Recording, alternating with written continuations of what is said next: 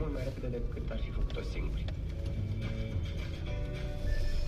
Spațiul de coworking de la Impact Hub l-am întâlnit pe Alex Grecu, un tânăr antreprenor care spune că își menține mai ușor concentrarea și cheful de muncă lucrând alături de alți antreprenori. Am multe variante în momentul în care sunt într-un hub. În primul rând pot sta liniștit la birou, unde îmi fac treburile pe laptop, pot să socializez cu o mulțime de oameni din diferite domenii și de fiecare dată pot să descoperi ceva nou, ceva în comun, pot să descoperi că unul dintre membrii te va ajuta într-un anumit departament. Pe lângă toate astea, vezi oamenii că lucrează, dacă stai acasă știi cum e, că mai vezi pisica, mai nu știu ce, te relaxezi, dar așa te uiți în jurul tău, îi vezi pe toți cum lucrează și parcă îți găsești și tu acea resursă de energie de care ai nevoie ca să fii mai productiv. De aceeași părere este și Diana Bialus, care își desfășoară activitatea într-un astfel de spațiu de aproximativ 3 ani. Vin aici pentru că lucrez cu o companie care nu e în România și avem proiecte internaționale, lucrăm la nivel global în consultanță. Am căutat